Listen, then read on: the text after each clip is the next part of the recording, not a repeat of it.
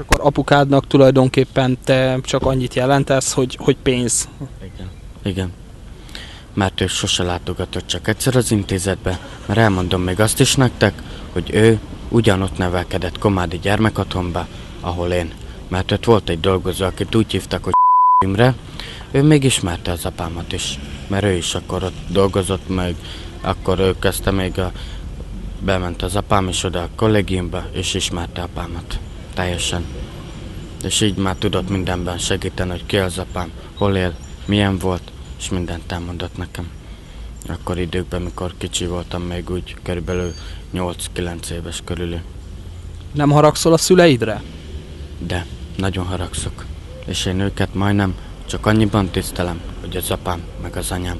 De a foglalkozásuk ezek után, hogy engem apám felvitt a rendőrségre, és anyám se keresett, semmiben nézem őket.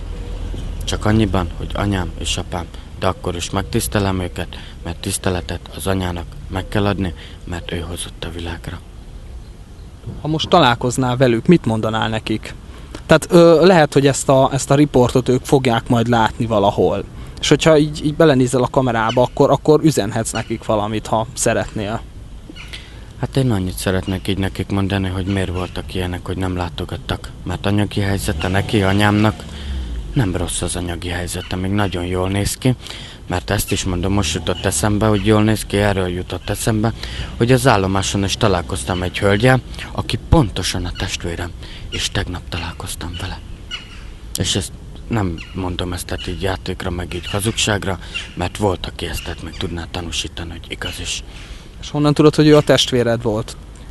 Mert elmondta szépen az anyám nevét is, milyen utcán lakott, meg hogy hívják apámat is, és akkor már tudtam, hogy ő is a hosszú pályai családhoz tartozik. Mert mindent tudott, még az adatom mindenemet.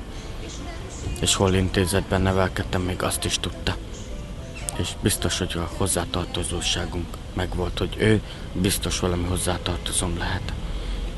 Boldogság, gyere haza, késő van, gyere haza, honnan jössz, nem érdekel, gyere haza, csak ennyi kell.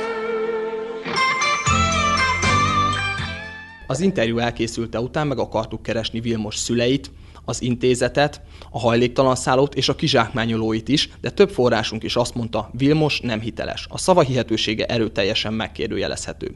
Hogy ez igaz-e vagy sem, akit érdekel, járjon utána.